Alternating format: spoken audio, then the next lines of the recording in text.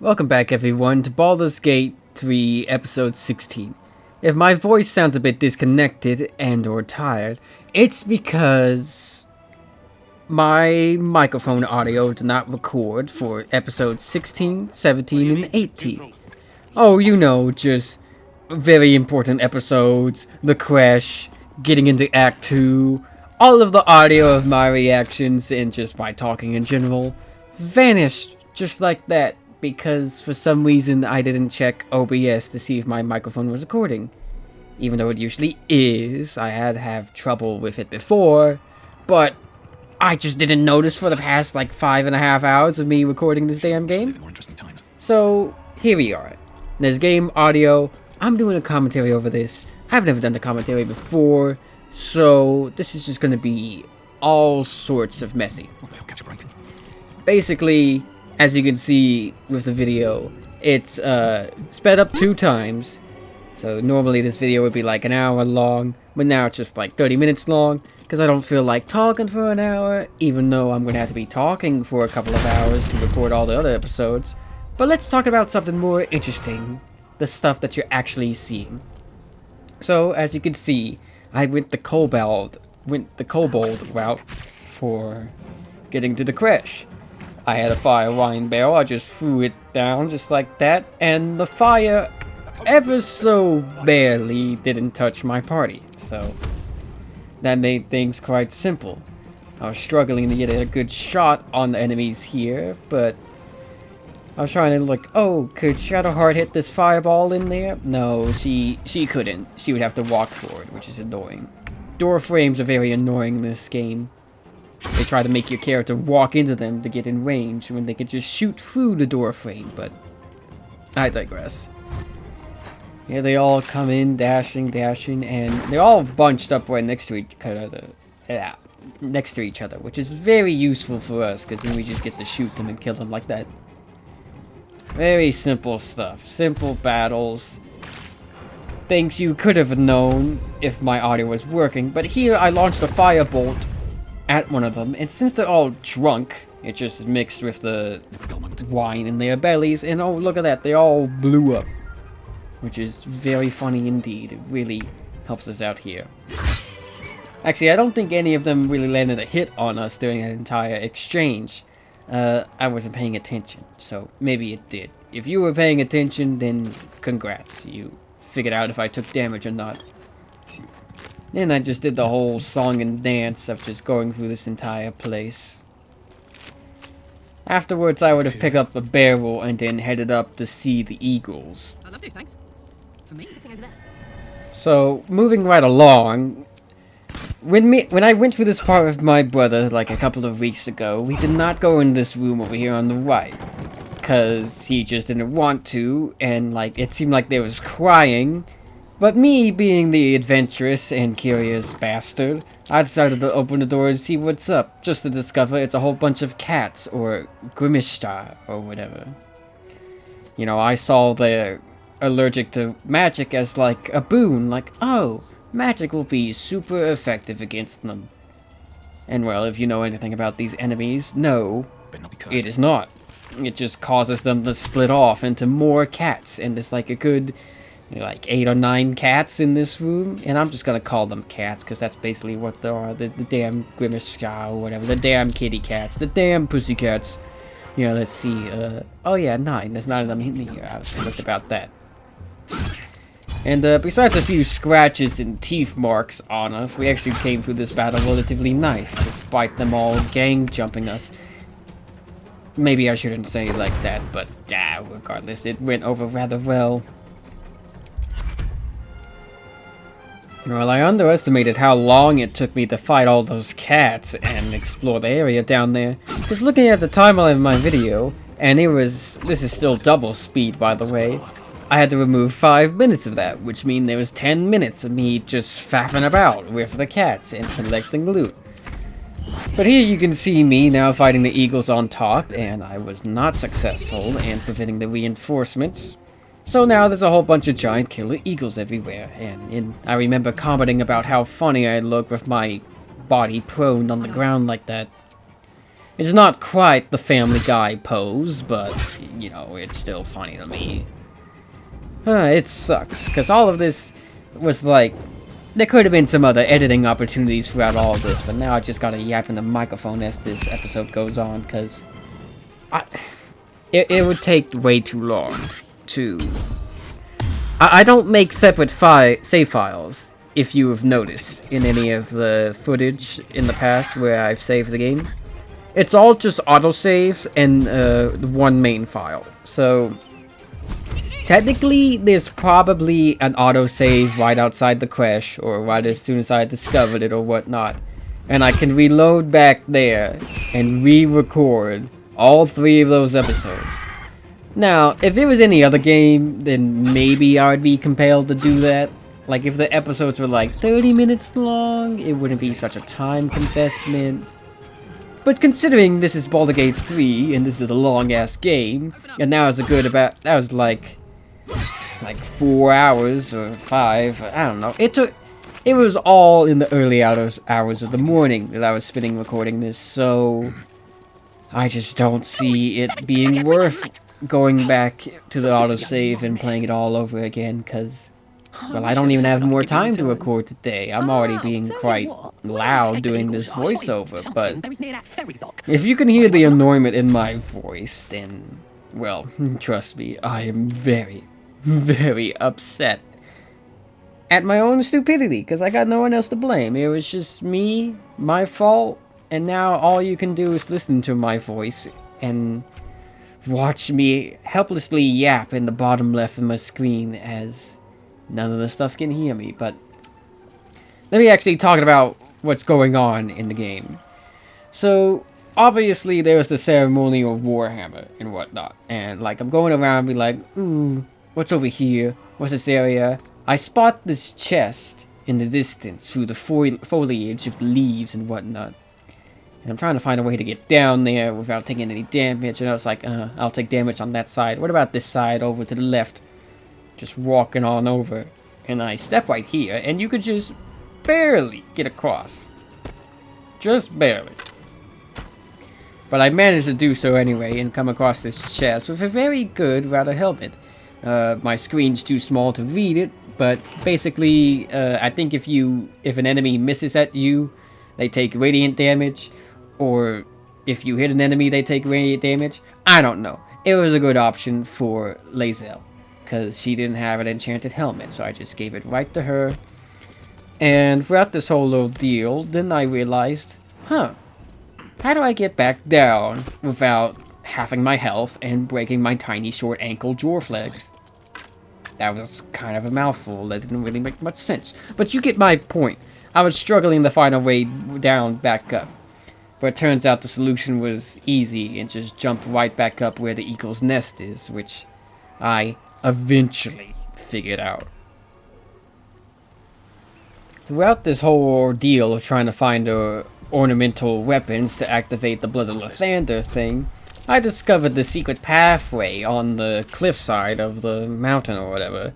Whole bunch of vines leading down, only to discover it led directly into the crash near the quartermaster's area. Which is pretty interesting and funny, but it's like, I'm gonna get shanked if I walked in there, so even though I spent the time climbing all the way back down here, I was like, best go to the entrance and actually have a talk with them, because I don't know exactly what would happen if you walk in right there, but I can only imagine they wouldn't be willing to talk with me, because they're like, oh god, what is this short little dwarf man coming up behind us? How did he find the secret passage? And secondly, how did he open the damn door? And thirdly, why does he have a party with a Githyanki with him? Although they wouldn't really ask any of those questions, they would just immediately draw their weapons and try to kill me. But the ceremonial weapons, that's why we're here. Because we need the Blood of Lathander. Well, not the blood, but like the opening seal. And as you can see, I was a dumbass and tried to throw a rusted sword shard on the mantle instead of the rusted mace, which only made me get knocked down and prone, taking damage, but whatever. It is what it is. Although I can't really say that about my recording being borked, but at least I can now hear myself, because while I'm doing this, I can hear myself talk in my ears, which is really weird, because it makes me talk slow, because I'm trying to pay attention to what I'm saying, but whatever. And well, meanwhile, right now, I'm just in my inventory going over weapons, be like, oh, is my current weapon good, or is the ceremonial Warhammer good? Honestly, all of our weapons are pretty good, but I still took the time to try to check out everyone's stats. Because, well, we're going to get a whole bunch of loot from the crash anyway, but it never hurts to be prepared. I am quite a hoarder when it comes to RPG games, and just in general, I carry a lot of stuff. And oh yeah, in this moment, for some reason, Shadowheart did not follow everyone else when we were going back to the ceremonial weapon area, so she's still all the way down at the secret tunnel cliff edge. And I'm like, what are you doing, Shadowheart? Shadowheart is always like this elusive girl, there's an air about her. Like, she misses all the time, she wanders off and doesn't follow the group. Like, what is her deal? I don't know. She's bizarre, but Anything of use? I don't hate her for it. I feel like she would be... Your curiosity is If I wasn't romancing Karlach, I feel like I would romance Shadowheart after that, but... My thing is, Karlach doesn't immediately treat you like an asshole. Or... Wait, let me rephrase. It's not immediately an asshole. Like, obviously, like, she's scared and afraid, because you might kill her, because she just escaped Avernus and whatnot. But she's not like Lae'zel, where it's like, yeah, check. I am Lae'zel. You will listen to me. Blah blah blah. And while Shadowheart is just like, well, I will call you my friend if you earn my trust. Like, ugh, please shut up. Karlach is just so much more easygoing. It's a lot more appealing to me, which is the whole reason I go to romance her in both this playthrough and my brother's playthrough. Which, to be honest, in my brother's playthrough, it is not looking good right now. We're in Act 2, and the romance just now got the good. Well, the relationship just now got the good, but I'm getting sidetracked to what's actually going on screen. I made Lae'zel do most of the talking for the crash, because that's just good relationship points with her, and, well, it's just easier, in all honesty. And as you can see, my model in the bottom left was actually not tracking at this moment, because as if I don't have enough problems in my life when it comes to recording.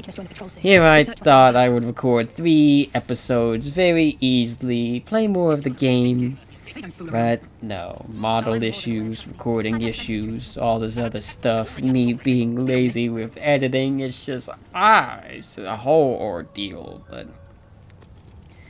Yeah, we're starting off exploring the crash. I did debate on defacing the painting, but I didn't separate the group before talking to the painting. Well, talking, quotation marks. I interacted with the painting. So Lae'zel was right next to the painting, so I was like, she would probably hate my guts if I had to face the painting right in front of her face. Which... I would be curious to see her reaction, but not that curious, so I just left it be, and I was about to go to the nursery, but then I was like, I should probably go get the Githyanki egg, because even though I got that quest for the old lady from the Society of Brilliance to get the Githyanki egg, I am not going to give it to her. I'll just go ahead and say that. Oh yeah, and I opened this cabinet and I was like, ooh, clothes. So I found myself some new clothes for camp. But, yeah, I get the Githyanki egg. It actually went easier than I expected with all of the speech checks. But, yeah, I'm not giving the egg to the old lady in the cliffs. I forget the area's name. I wasn't paying attention to the area's name. If you played the game, you know. But I kept the egg for myself and made sure to keep it close to Lae'zel, so she can help raise it, which is going to be a very interesting dynamic later down the line, because I have no idea how that happens. Is there just suddenly going to be a baby Githyanki in my camp one day? I don't know, but... Well, let's just carry on here. I already said I got the egg, but... Let's see, what else do we have here? Ah, right, I nearly forgot. At this moment, I was talking to Lae'zel about how Githyanki even have eggs and the whole process of all that, which she's more than willing to talk about and yap about. Because, like, apparently it's an asexual process. Only certain people are chosen to lay eggs. Most often they can lay, like, 3 dozen at a time. And if that's just one Githyanki mother laying 3 dozen eggs, about the size of my Caritas egg. Did I say egg? I meant head. But basically... I would hope it's not just one Githyanki mother laying like 3 dozen eggs. Because Lae'zel says they all need to happen at once, if they all want to hatch at once. So, if it's at least 3 dozen, or even 100 that Lae'zel said, I would sure hope that it's at least another 100 chosen Githyanki laying all these eggs, because, I don't, well... Maybe I do want to kinda imagine, but I don't know. A Githyanki pregnant with like 10 eggs? That's that'd be like pregnant. That would be like seeing someone pregnant with like octuplets or something. Even though 10 and 8 are a different number, obviously. But you get my point. They would be very big and very swollen, but whatever. Now we made our way to the nursery, and talking to this old mad scientist lady that I can't see the name of too well, because my little viewer in DaVinci Studio is small. Oh, wait. In real-time commentary, I just increased the size of my viewer, so now I can actually read what's going on. I was actually worried at first here, because I chose a different dialogue path, and I didn't let Lae'zel speak to me, so I was like, oh god, now I gotta lie to her, or persuade her, because, like, I wanted Lae'zel to go first in the machine, whatever it's called, I can't remember what it's called. I had trouble pronouncing it, or remembering how it's pronounced, even while recording this normally, so I wouldn't be able to say it correctly now. But, yeah, here we go. I tried talking to her again. I just let Lae'zel speak to me, because, well, that just carried things along very nicely, I must say. And, I mentioned this during my normal recording, but you gotta think, we're basically in a medical theater, like, even though she is gonna extract the worm and try to kill us if she could, this is still a clinic. Do we not need to get washed off of all the blood, all the stuff on us? Do they not worry about contamination in this society? Or at least, they don't care? Are the Githyanki that brutal? Oh no. The device is strange, made of taut flesh and pockmarked metal.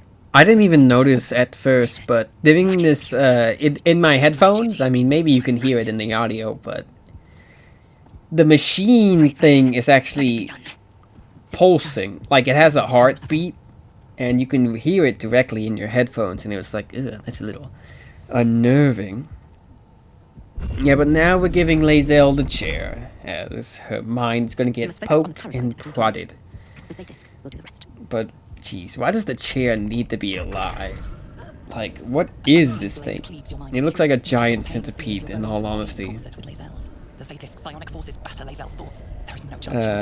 The safe tisk, or whatever it's called. Right. Yes, child, speak the Lacket. Meditate on its verses. Sorry, I'm just now listening to the audio being speed up by 2 times. Like, it was funny to me. Meditate on its verses.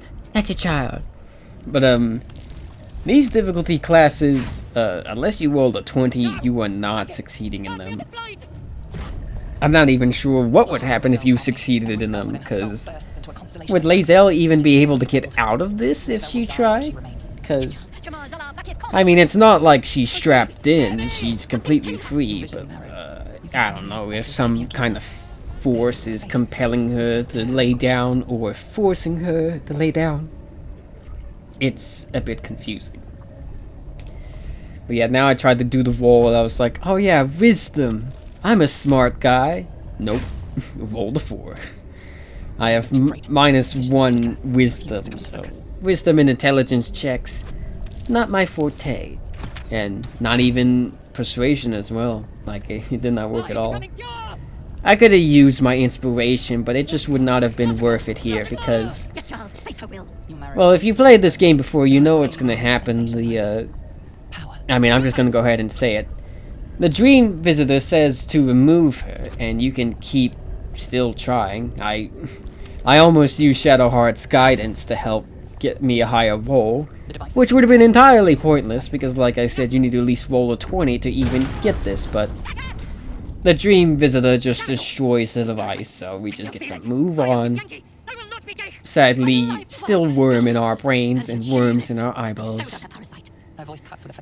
But this actually turns out that the doctor is kind of insane and just wanted the parasite alive, because turns out there's no ascension here. It was going to kill Lae'zel regardless, and it was going to keep the parasite so she could study it. So no ascension, no to a higher plane for Lae'zel. It was all a lie. I followed protocol. I kept to my faith. Yet the Sathis might have killed me. The Sathis, yes. And there may be more. Like, she's talking about it right now, because honestly, this quest, the entirety of the quest is just Lae'zel having an episode and probably a midlife crisis, if I'm being honest, because she goes through it. Like, she has to question everything, her entire upbringing. I don't know the lifespan of a Githyanki, if this is considered a midlife crisis for her, or like a long crisis, or early life crisis, but well. We're nearing the end of the episode. I'll be with you again for the next 2 episodes. Feel free to like, comment, subscribe, and I'm sorry that I have to do this, but I'll be seeing you guys later. Bye-bye.